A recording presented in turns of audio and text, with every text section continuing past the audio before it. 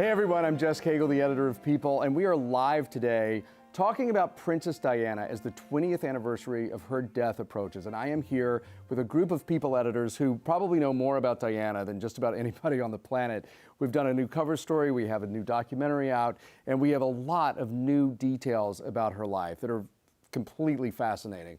Diana captivated the world from the first moment she stepped into the royal spotlight, and she left us all stunned, of course, when a tragic car accident abruptly ended her life in 1997. Over the years, the global fascination with the princess has landed her on the cover of People more than any other individual in the magazine's history. This week's issue marks her 58th cover. The story is called The Real Diana, and we tell the story through exclusive personal accounts from family and friends who knew her best, people who have hardly ever spoken about her before. As we commemorate her life and her legacy, People magazine has also partnered with ABC for a two-night television event called The Story of Diana. Here's a sneak peek of the documentary. After my mother left, it was really the two of us growing up together alone. She was the lonely child who became the most famous woman in the world. Diana had no idea what she was stepping into. Millions adored her, but true love eluded her. She wanted somebody to just love her. ABC and People magazine bring you untold stories from those closest to her. When she was in private, she was in pieces. The revelations were shocking. The Story of Diana, the two-night television event, starts Wednesday, August 9th on ABC. Every moment of that documentary is just fascinating. Here with me to talk about the life of Diana with new details about her life, the woman behind the headlines, are People's deputy editor, Dan Wakeford, our creative director, ANDREA DUNHAM, our executive editor, Cindy SANZ, and also our editor-at-large, Kim Hubbard. So excited to talk to you about this stuff today because it's so fascinating. We're also going to hear from other People staffers who've covered Princess Diana over the years, including our Royals editor, Michelle Tauber, and our chief foreign correspondent, Simon Perry, who did such incredible work on this week's cover story and on the ABC documentary, as well as our style and beauty director, ANDREA LAVINTHAL, who knows everything about style and beauty, and also Princess Diana. So to everyone watching, you can also be part of this conversation. Send us a video of your questions and comments about Diana to burst.com/Diana. You can also join the conversation on Facebook Live and on Twitter by using the hashtag #TheRealDiana. So Dan, to start us off, so you were a very big advocate early this year that we needed to do a big 20th anniversary cover for Diana, the 58th Diana cover in the magazine's history. Why did you so want to tell this story, and why do you think the public fascination has endured this long? I think her story just has lasted the time. I mean, she's this beautiful blonde protagonist who nearly took down the British monarchy, which in history terms is crazy. Then also I think she's just so relatable to our readers. Readers love her. She's so likable, and she's also gone through so many struggles that they can relate to. She's struggled with her body image. She's gone through divorce. She's been cheated on. She's even had the ultimate primal fear of leaving your kids behind you. And so it's incredibly relatable. ANDREA, why do you think that people still talk about Diana? I mean, it's 20 years after her death, and there's still this fascination. She was the most vulnerable of celebrities. I think she was the most real of all celebrities. She wore every emotion on her sleeve, and I think people related to that. She would have been a great actress, because if you look at photos, you can see every single thing that she's thinking playing across her face. Like she would be the worst at playing poker. Right. I mean, but she was a silent film actress. Yeah, absolutely. Because those moments when she's with Prince Charles and you can tell they're not happy, you can tell they're not happy, only because of her eyes. One of the most watched moments in modern history, the wedding of Charles and Princess Diana on July 29th, 1981. Everybody remembers where they were when the wedding of the century took place. Kim, what do you remember about it? I remember getting up at 4:30 in the morning when the coverage started and watching it with my roommate. We were so excited. It was so romantic, and we thought Charles was just the cutest. Tell us more about this roommate. She was just a regular roommate. Okay, all right, okay. Cindy? I was in Texas, so it was an hour earlier. And we just all wanted to be Diana. It was the fairy tale. She had found her prince. We thought she was going to live happily ever after. I was in Texas too, and I wanted to be Diana. Did you have her hair as well? Yes, Probably better than mine. I'm going to go to Simon Perry, our Royals correspondent, to talk on Burst to talk about what it was like living in London and covering the wedding from there.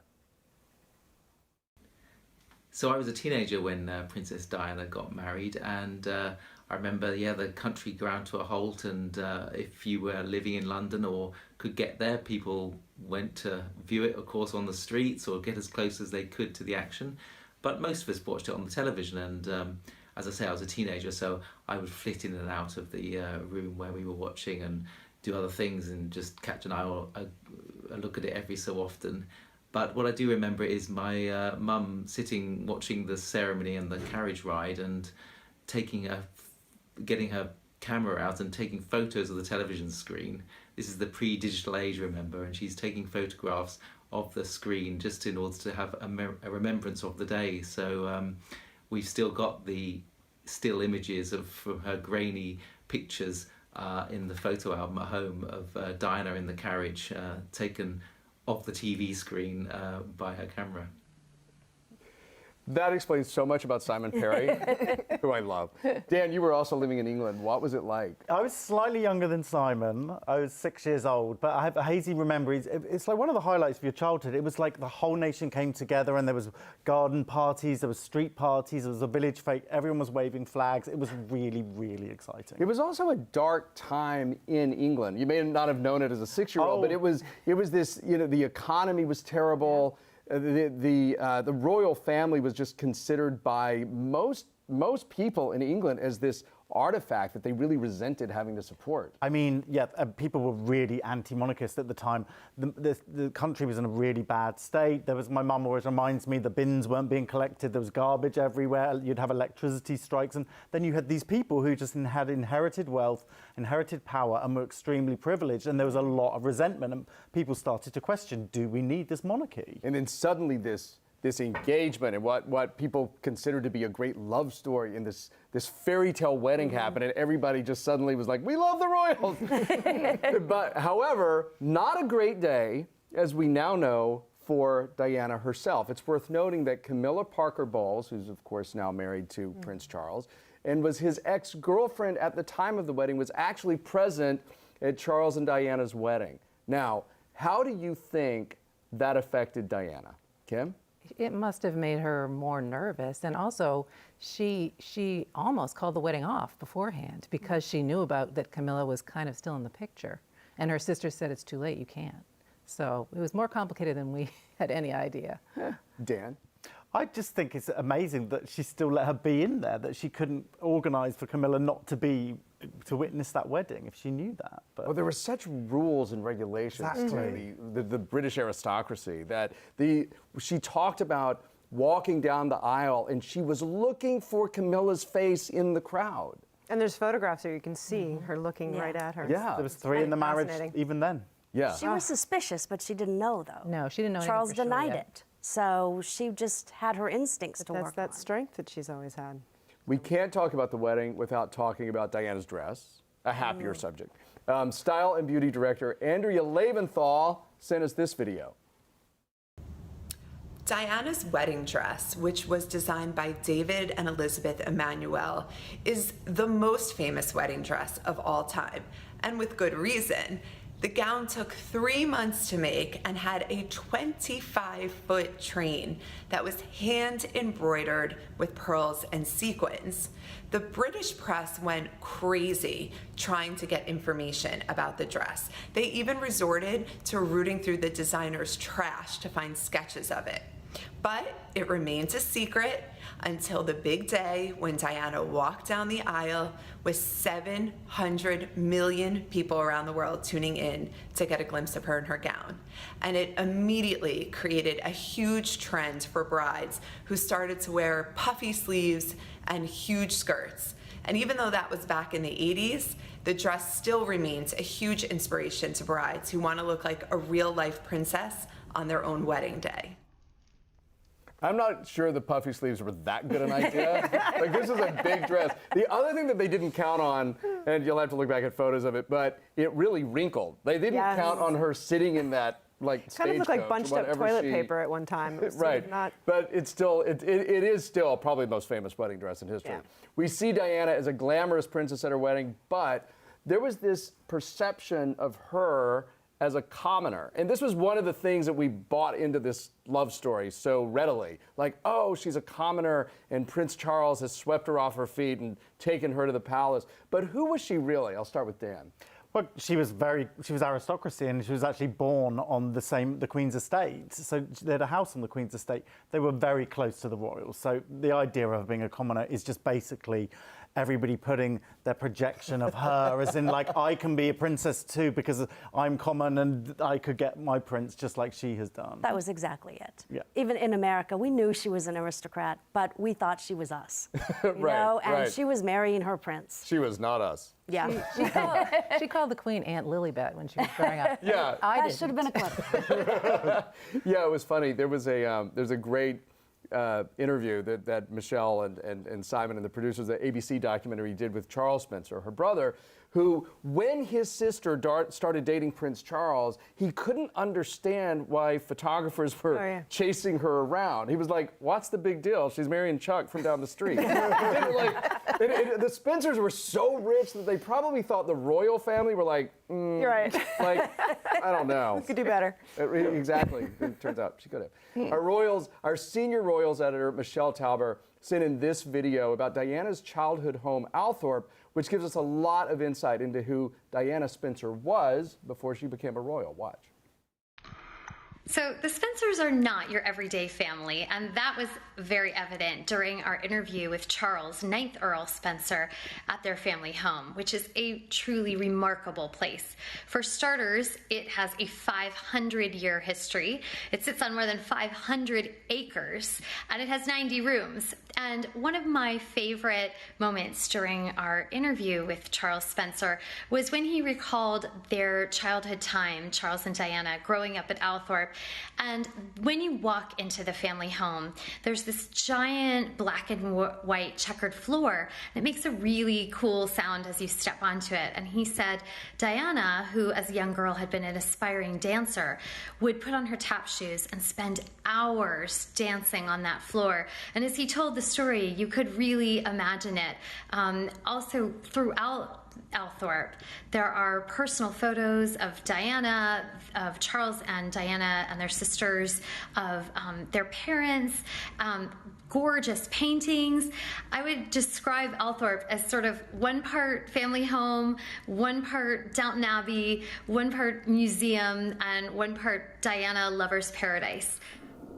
What, is she calling from a phone booth? I was trying to figure that out. I was like, Michelle, are you in Doctor Who? That's fascinating. We know so much about Diana, and working on the cover story and working on the documentary has given us all a lot more insight into her life. What is something about her childhood, about her life, Kim, that you find particularly telling? I think, well, that learning how upset she was when her mother left, she just was devastated and I think never really recovered from it. They called her mother a bolter, and Diana was just so lonely and never got the attention and love she wanted, which played out in the rest of her life tragically. Yeah, this amazing interview with Charles, where Charles Spencer, who said Diana would literally sit on the back steps of that giant house on that estate and like wait for her mom to come back. Very sad. It breaks your heart. Yeah. He talks about crying in bed in the middle of the night after their mother left, and she was just afraid to go down to him too, because she was afraid of the dark and didn't want to go, but clearly both of them were heartbroken. Yeah, Dan?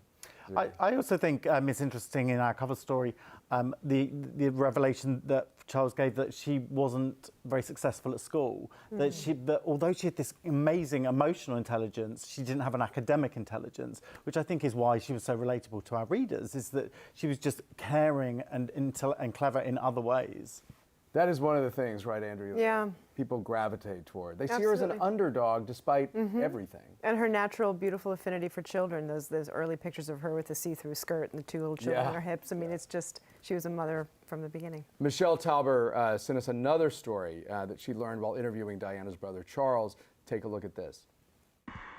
So Charles Spencer told us so many amazing stories about his sister, but one that struck me the most was a time that he and Diana were young children and they went to visit their mother in Scotland, and they did what was called lobster potting, where they would throw a pot over into the sea in hopes of catching lobsters.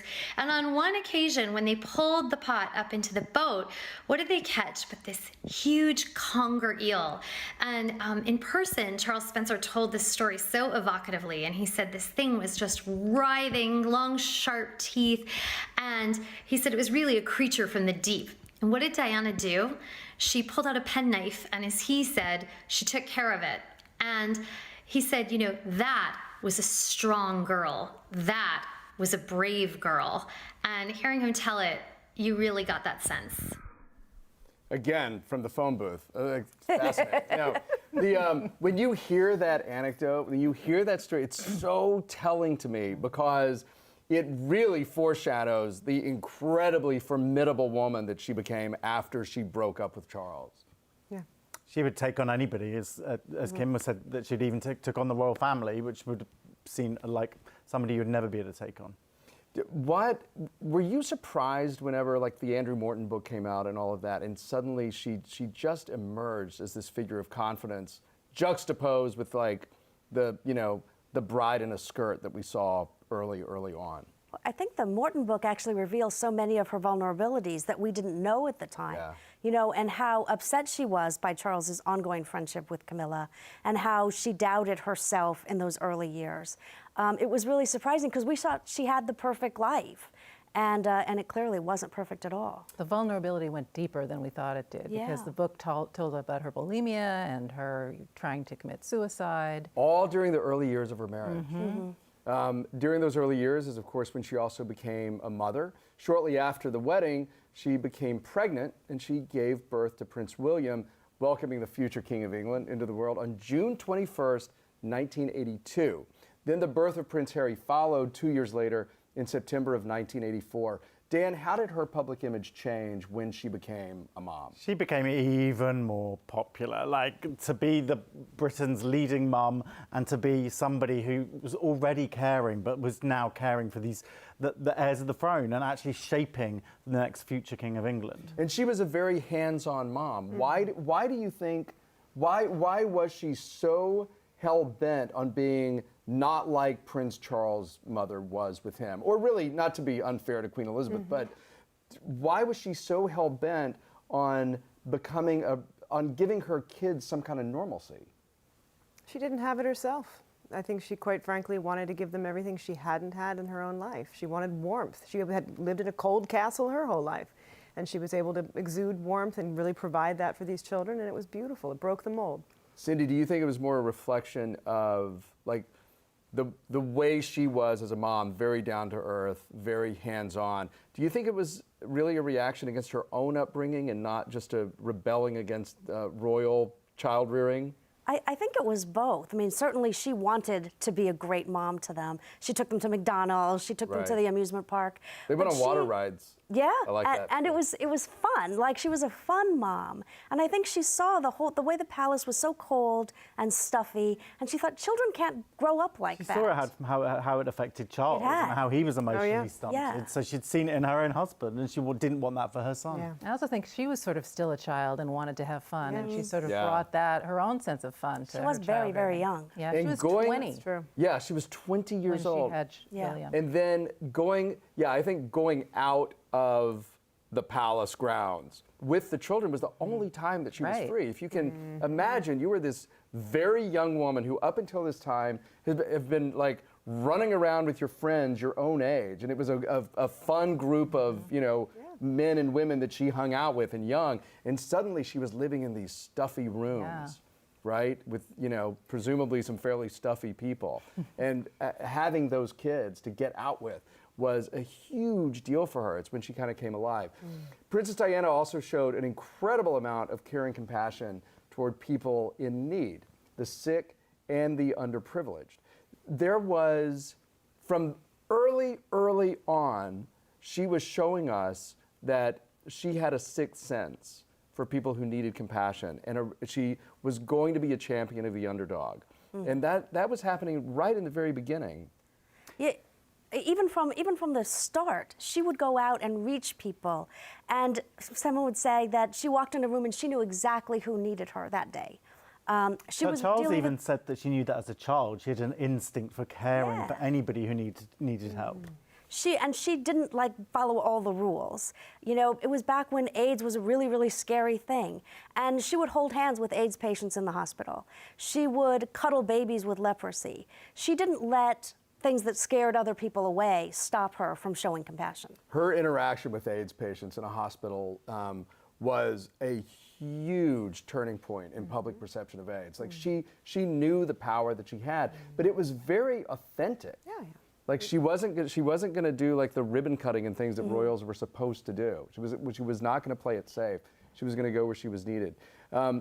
It happened very, very early on. In fact, there was one of the first things that Charles and Diana did as a couple after they got married was this kind of walkabout in Wales. I talked to Michelle Tauber a lot about this, and it was two things happened. One, she showed that she had a real instinct for interacting with the crowd, especially with children, because she was so good with children, and they just loved her. And it was a very, it was not the kind of standoffish royal walkabout that royals had always done. So two things happened. We saw the power that she had with the crowd, the instincts that she had for a crowd, the authenticity that she had with the crowd, but also everybody ignored Prince Charles. Yes. Yeah, we saw Charles's reaction to that. And that wasn't good. And she got no feedback from the royal family. You know, she never went home, you know, at the end of the day after like charming all of Wales to hear, "Great job, Diana." It was very early on that Charles said, "I'm going to have to get used to seeing the backs of photographers every time I'm with my wife." Yeah. That was before they were married. Yeah. So he was grumbling. He was not happy from the start. He was making a joke about that. Yeah, not so much a joke.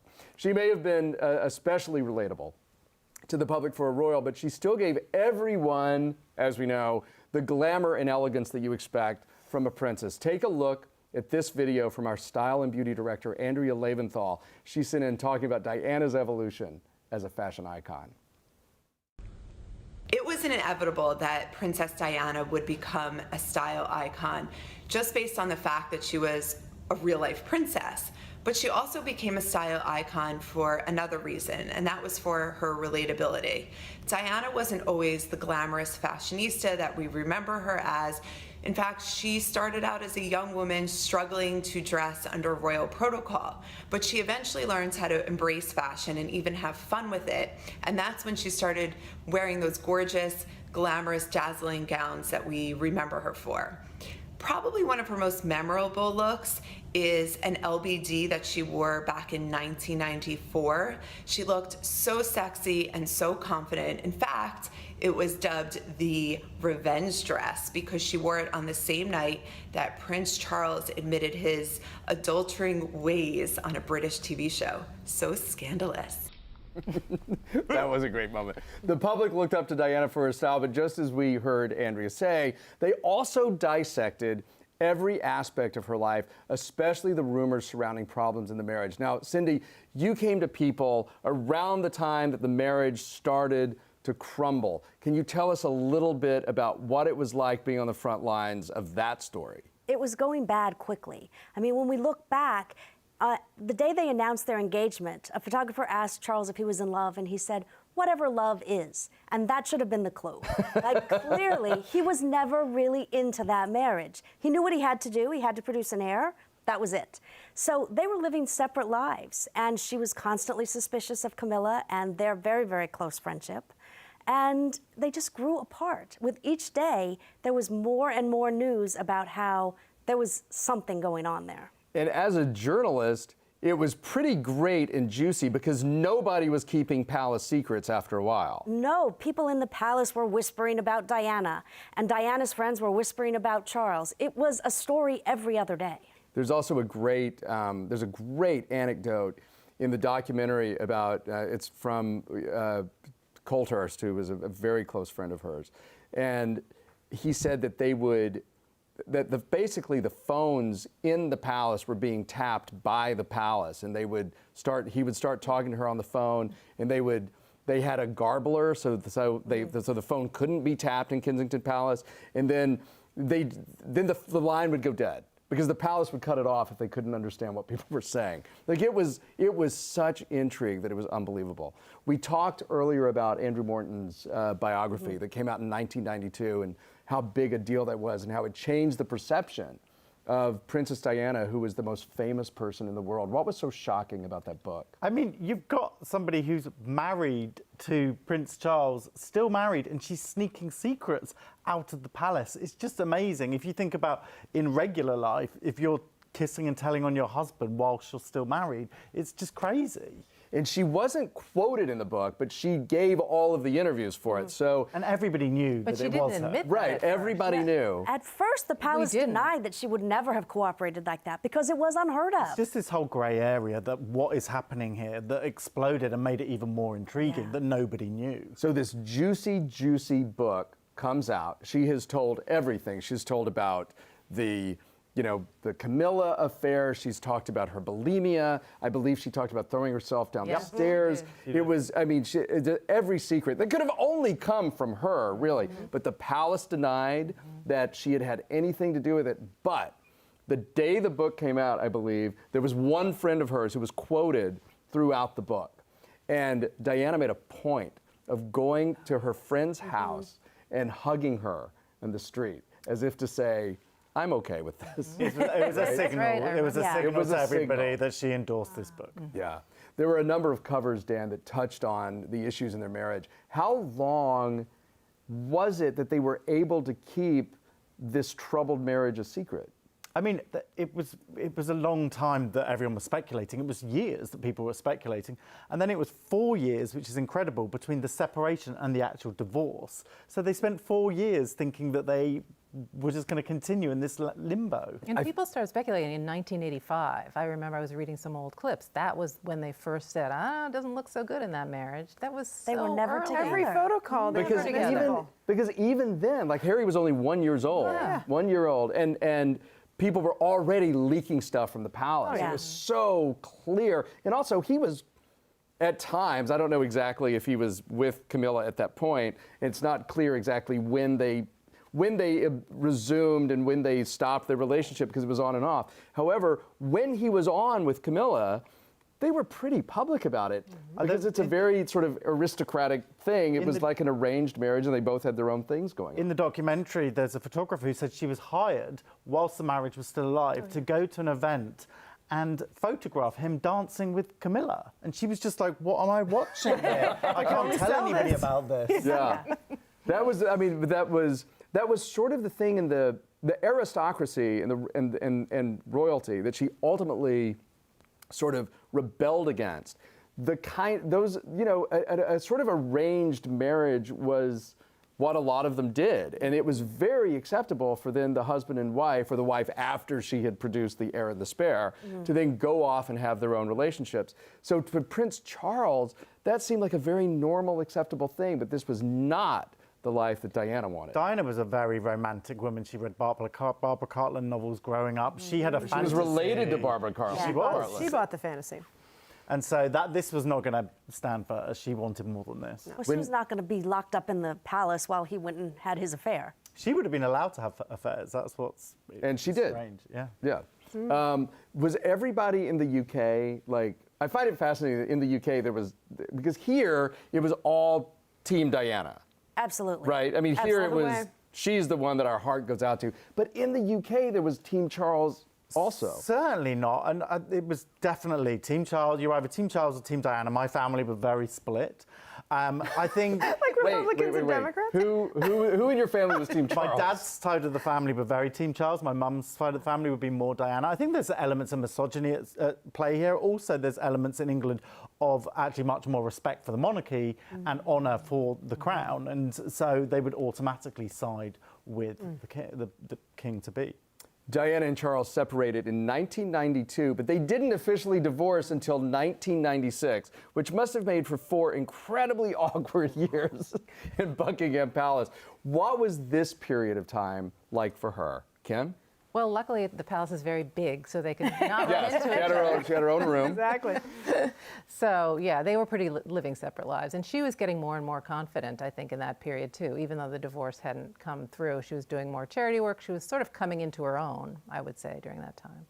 Any hope of an amicable separation? I mean, you could see on her, at one point they went on like some kind of tour together to a foreign country, some diplomatic thing. And while they were separated, which is so strange, like just make them do their separate. Anyway, the Queen forced them apparently to go together. And oh my gosh. It was Korea, I think. It was Korea, yeah, absolutely. Basically rolling her eyes. I mean, she's miserable. Yeah. It was the most insane thing. It was. Any hope of some kind of amicable separation was dashed when she did this Martin Bashir interview, where she famously said about her marriage that there were 3 of us in the marriage. Did that make it, that's what really made it clear to the public that she knew of Charles and Camilla's affair It made all along. it made it clear to everybody, and that's when the Queen stepped in and said, "We're having none of this, just divorce." Yeah. That you are now dragging us through the mud, and the monarchy will not survive if this continues. And Charles had made it clear before that too, with his interview, saying that he had been faithful till the marriage irretrievably. Right, broke he had down. Remember admitted that? his own infidelity. It was just broken. It was Yeah. better than a soap opera. Right, it really was. Well, of the fact that like these are like, especially Prince Charles, who never says anything. And like suddenly he's on television one night and is like, I had an affair. Well, it's ironic. It was insane. He had done the interview to try and rehabilitate his image. Oh. Because they were separated and Diana was getting all this positive attention and people thought he was this, you know, old cheating cold fish. And so he's sitting there talking about all he wants to do as a future king, and they ask him the key question, which is, were you unfaithful to Diana? And he admits that he was. That's all anybody remembers That's from that all interview. anyone remembers. But first he said no, remember? He said, yes, I was faithful. Yes, he said I was he was faithful. until the marriage became irretrievably broken. Right. It was almost like he hadn't decided, that just had to come out. He hadn't And then he decided said to it. do it. I know. Right. So that means you weren't Yes. faithful. Yeah. That would be yes. That would be yes, I was unfaithful. After all the scandals surrounding their marriage, then the divorce, things really started to look up for Diana. So Cindy, tell us about this period in her life when things really did seem to be going well. Well, she was confident now. As you said, she'd come into her own. She had the charities that she cared about. She was drawing worldwide attention to causes that were very important to her. She came to America. She did a trip to Chicago in the summer of 1996. And you did a cover story, I did. Wows Chicago. I did. Right? I was writing the cover story here. And everyone was just everyone who met her was stunned by how beautiful she was and how charming she was. One of our colleagues, Liz, She met loved her, her. didn't she, that night? She and did. She said she was so funny. And there's this anecdote where she said to Liz, "Why are they playing Tony Bennett here? Everywhere I go, they play bloody Tony Bennett. It's because somebody made up a quote that I like her and I can't stand him." Poor Tony. I know, poor Tony. But by the way, if Tony Bennett is watching, Yeah. first of all, Facebook Live We us, think. hashtag the real Diana. And you're great. So what was it? And then she started dating again. And what was that like for the world to see her dating again? And what was it like for Diana to try to be dating again? Well, a lot of the dating we didn't really know about. She was dating Hasnat Khan, the surgeon, and that was completely secret. What we really knew about was when she started dating Dodi Fayed. Tell us a little bit more about Hasnat Khan, because that was a real relationship. It went on for about 2 years. Do we have any insight into why that relationship was different for her and why it ultimately didn't work out? Well, he didn't like the publicity. He couldn't deal with it, and that was a deal breaker for him. It wasn't the life that he planned for himself. He was this sort of unassuming doctor. But brilliant. Yeah. And I think that she was very attracted to that. And also kind, and he was doing such He good was work, real. and she was liked doing his good heroism. work. There was something She did. heroic He was a about him. heart surgeon, and she wanted to be, she was all about people's hearts. and- Again, it feels like a romantic novel It totally that she was projecting. Do you think that the difficulties in that relationship, because he did not, she had told, I mean, one friend who's interviewed in the documentary says that, Diana had come to her and was like, who would want me? Here I am with all of this baggage. And she was literally terrorized by the British paparazzi every step Whoever of her took life. her on would have to provide that security that she'd need. Exactly. Because the royal family had taken that away from her. Oh, that's right, they did. And there was, and she had 2, kids. I mean, she was, a single mom with 2 kids, which, whether you're Princess Diana or not, that's complicated. Plus, all of this other stuff that goes with it. And so Dr. Khan had issues with that. Do you think there was something about Diana that thrived and fed on the publicity and the spotlight? Oh, definitely. I think that it was a two-way street with her, and I think that her sons realise that now, that you can't let the press in and the public in that far, that you have to keep something back for yourself. And she fed into this, and she played with the publicity and enjoyed it from the very beginning. But I think she had been willing to give it all up if he would have done that. But she couldn't escape it. I mean, it wasn't like she could say, I don't want to be famous anymore. People would not stop hounding her. That's true. And, So and she had even no if she choice. hadn't... Feed the beast, yeah. Yeah, even if she hadn't come out and sort of commoditized her private life in a way by, releasing it in the Morton book and the Bashir interview, it all probably would have been there anyway. She tried to control it and couldn't, and maybe made it a little bit worse. But it was never going to go away. No. Although they discussed moving to Pakistan. She supposedly was willing to do that, and he didn't want to. He thought that would never work out and they would still be hounded. Cut to you in Pakistan with your reporter's notebook, like peering over. If only. That would have been, okay, so you mentioned a second ago, like whoever she dated was gonna have to, a huge concern for her, just like Jackie Kennedy, a huge concern for her was going to be security, because she needed serious security and a certain kind of life to shield her from everything that was always coming at her. So she famously started dating Dodi Fayed, who was the son of an Egyptian billionaire. And you wrote, Kim, the story when that broke, A Guy for Die. Did you write that headline? I believe I did, yes. Oh, okay, because it rhymes. I just want you to know. She's a Thank poet. you. I don't think I wrote, the headline for the story inside was Howdy Dodi, which I hope I did not write that. There you go. Because that was pretty cheesy. That's a good one. What did people make of their partnership? And particularly, there were a lot of photos of them together that she allowed. There was that famous kiss, The Kiss. Everyone was like, have you seen The Kiss? And then like sort leopard of grainy print picture. Leopard bathing print, suits. yes, very good. Yeah. High-waisted. And those pictures of them on the yacht, looking very intimate. So people were, I remember people were sort of excited. Oh, good, saucy. she has a man. But then when we heard about Dodi, everyone was kind of like, that doesn't sound so good. He was a playboy. He didn't have a very good reputation for being, upstanding. He was sort of a film producer. He was a party animal. He was a party animal, and he just, lived off his money. So His father's money. His father's money, right. So when we wrote the story, we're all hoping, I really hope this is not her Aristotle Onassis, because maybe that's the direction she's going in, but we wanted more for her than that. Friends in the documentary said it wasn't serious. Yes. She said he was going to give her a ring, but she was going to put it on her right hand, or that was Rosa Monckton, her friend, I think, who said that. It was, of course, with Dodi Fayed on August 31st, 1997, that she was with him in the tunnel in the car when she died. Many of us have a very specific, very vivid memory of where we were when we heard that terrible news. I remember I was in a cab, and I was going down the West Side Highway in Manhattan, and I heard it on the radio, and it sounded, you thought it was a horror, it was like, I'm not going to compare it to September 11th because that was a worse tragedy, but this was a shocking tragedy. And when you hear something like that, you think it's a joke, or you want to minimize it in your mind. And I make sense of it. Yeah, and I thought it's not real. But anyway, then the reports just kept going, over and over that Diana's dead. And then I remember this so well. Suddenly, Tom Cruise was on the air. Being interviewed about the paparazzi in Paris, because even in the early hours of her death, there was speculation that they had something to do with it. Andrea, do you remember where you were when you heard? I was preparing for my wedding. It was days before, and I was utterly gutted. And I remember thinking that it was that was probably where the word paparazzi really did start to resonate in my head. It was just a word that was constantly used all the time. I don't even remember it up until that point being a big point in my life, but the paparazzi killed her, and that was what I associated.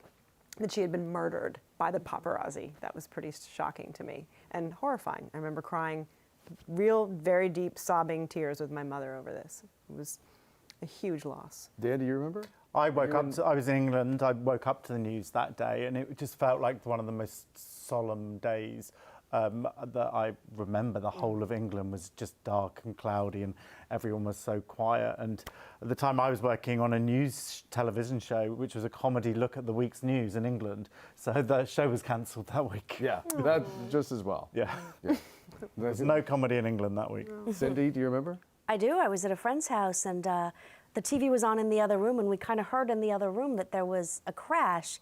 And for a few hours, you thought she had survived it. That's right. There were reports that she'd been taken to the hospital, and we thought, of course she survived it. You can't lose Diana. Like, she was such a part of our lives, and we stayed up way past midnight until we got the horrible news. Kim? I was on vacation in Vermont in a house with no TV or no access to anything, so somebody had to call me, and I was so stunned, and I had left work the week before after closing that Guy for Die story. Yeah, you had just written. I had just closed it. And that was on SANZ. It was on SANZ, and I was going on vacation. I felt sort of bad about going because it was moving so fast, and I said to my editor, I hope nothing happens with Diana while I'm gone. That wasn't what I had in mind. But I just remember feeling, it seemed so personal. It seemed so as if it was someone you knew. Mm-hmm. We're going to take a look at where viewers said they were when Diana died. I have a very clear memory of the day Princess Diana died because it happened to be my wedding day. So I was in the hair and makeup chair first thing in the morning, and someone came down and said, "Oh my gosh, can you believe it? Can you believe it?" I'm like, "What?" And then everyone was like, nothing. But obviously it was nothing. It was something really big. And I guess the one thing I guess I can say is that everyone at my wedding remembered my wedding because they remember this huge thing that happened on that day. I was breastfeeding my newly born baby, and I had the TV on to keep me company. And all of a sudden, across the ticker came the notice that she'd been in a car accident, and not much more was known.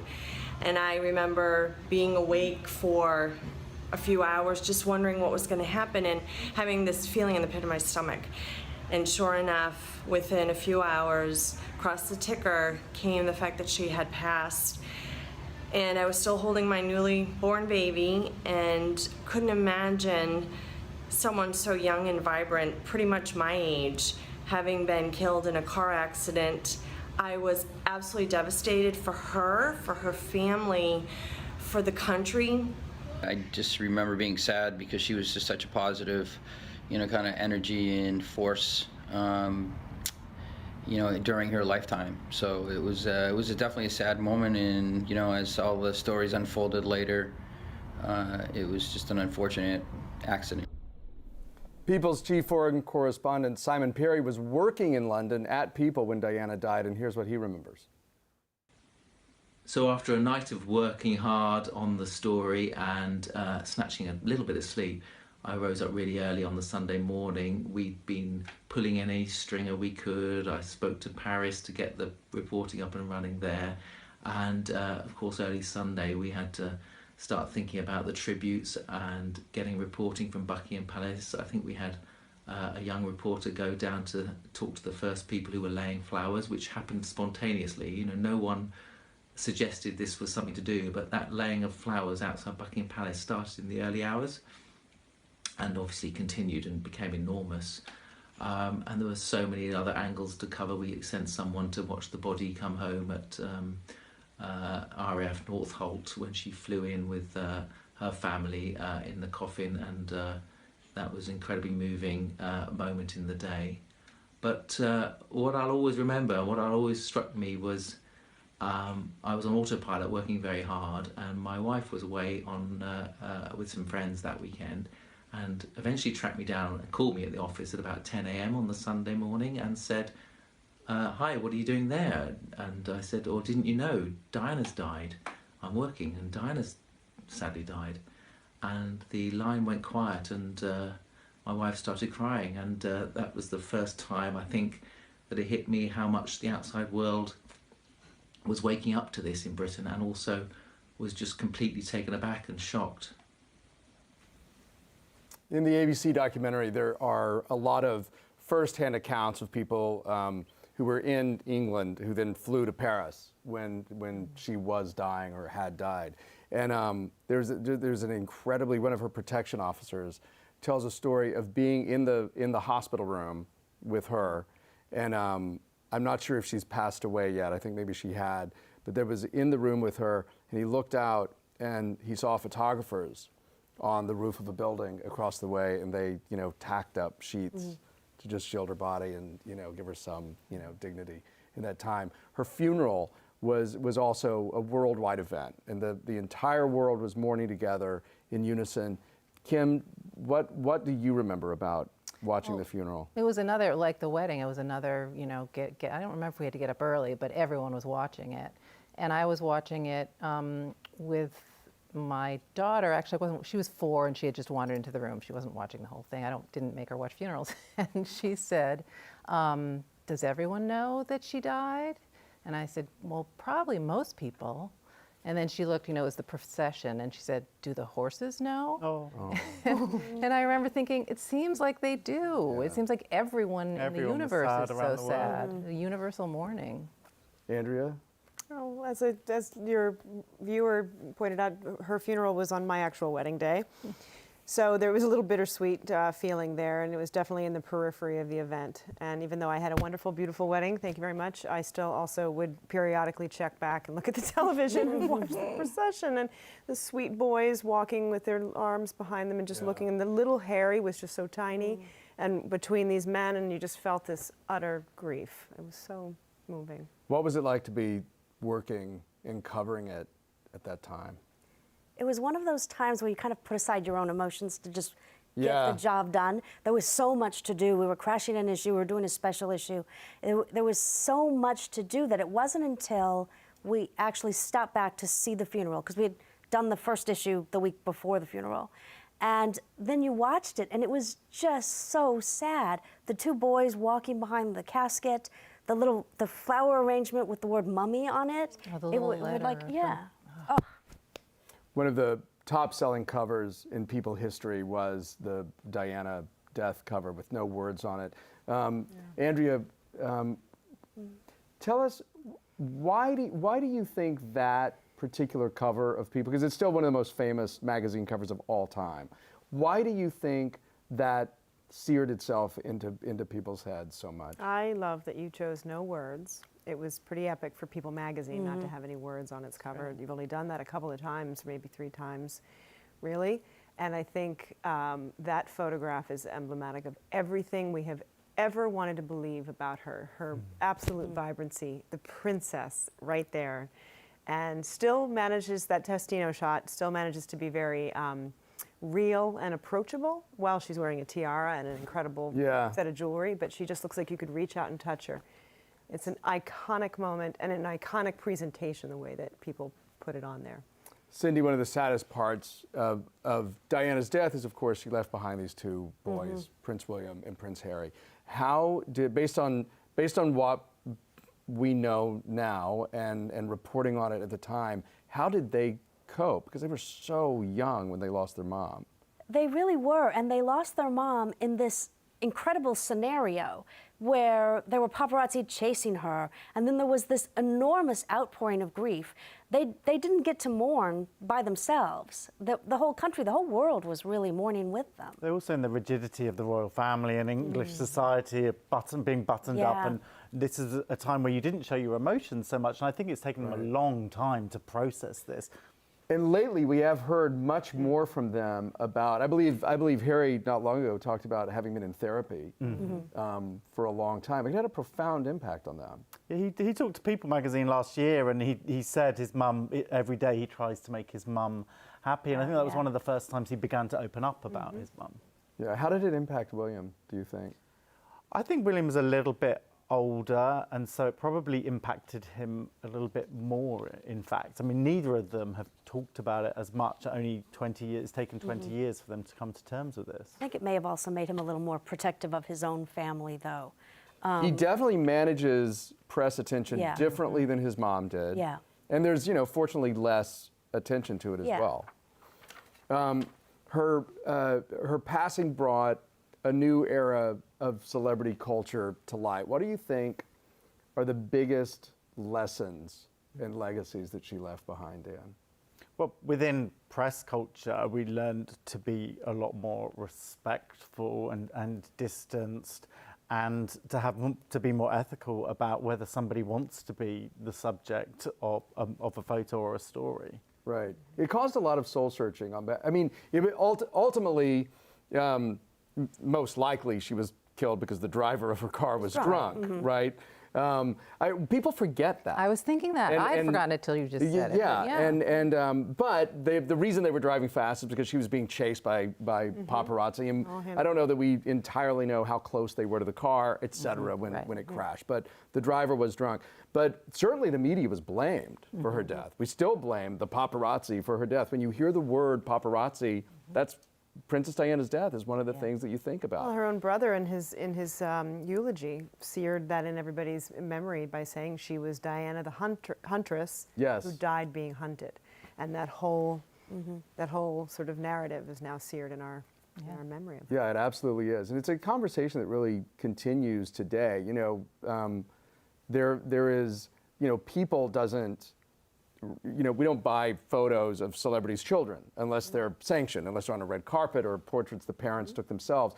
That conversation, to get to that point where not everyone is fair game, and people do deserve, as media outlets, we have a responsibility to not support, bad journalists or bad paparazzi. That really started with Diana. It certainly raised everyone's sensitivity. She's had a huge impact. I think she's just changed celebrity all over, like giving back. I don't know if we would have had icons like Angelina Jolie and Bono, whether they would have acted in the same way. She was a trailblazer and was an amazing light and an example for what you should be doing with your celebrity. Right. I have this spotlight and I'm going to use it for this. Senior Royals editor Michelle Tauber sent in her take on what's enduring about Diana. Watch this. So one of my favorite things about covering the royals for People is that we often get to highlight Princess Diana's incredible legacy. And really the best way to do that is through her sons, Prince William and Prince Harry, of course, as well as Prince William's wife, Catherine, Princess Kate, who have truly taken on the mantle of many of Diana's most important causes, the ones she held the most dear. And that includes everything from HIV testing, AIDS awareness, which is one of Prince Harry's key causes, and he works to reduce the stigma of that, to mental health, which is something the three of them have all taken on increasingly so over the past year or two. And they've really gone a long way toward destigmatizing, talking about problems like suicide, especially among men, depression, things that in the past royals had the stiff upper lip. They were famous for that, and William and Harry and Kate have, shown that that's something that they want to change. They want to be real, and they want to encourage others to seek help when they need it. And Harry and William have spoken quite extensively lately about their own pain following the death of their mother. And a lot of that is coming from a place of wanting others to see that it's okay to hurt, it's okay to seek help, and it's okay not to have that stiff upper lip. And that's one of the ways that we've been able to highlight Diana's enduring legacy. Well, her legacy is clearly carried on by Prince William and Prince Harry, but also in the way Kate Middleton goes about raising her kids and being a princess. Dan, how does Kate Middleton reflect what that family learned from Diana?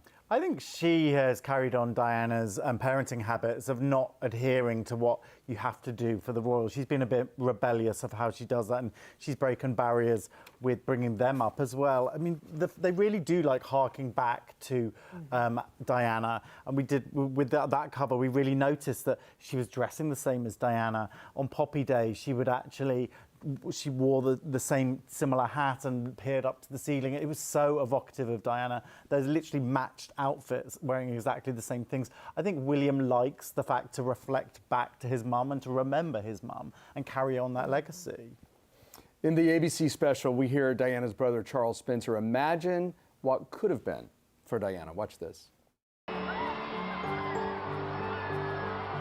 Well, what's amazing to me is that the passing of time, that now, you know, William and Catherine are sort of nearly the same age as Diana when she died. One of the great tragedies, of course, is that Diana would have been the best grandmother ever.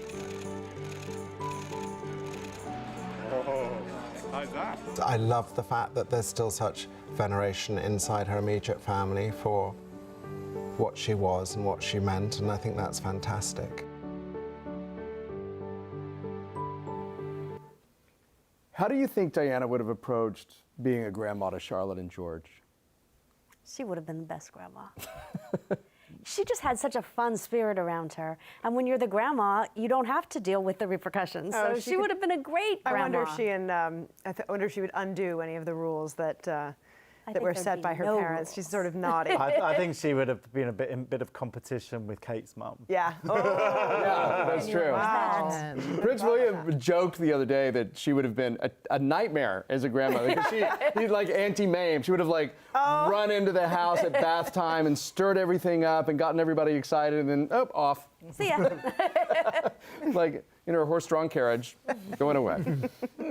Diana certainly is missed. I want to thank you guys so much, Andrea, Kim, Dan, Cindy, for being here, and also to Michelle and Simon and everyone watching who sent in the memories. For more inside the life of Princess Diana, you can check out this week's issue of People magazine, The Real Diana, and there's also this thing, which I'm told to hold up.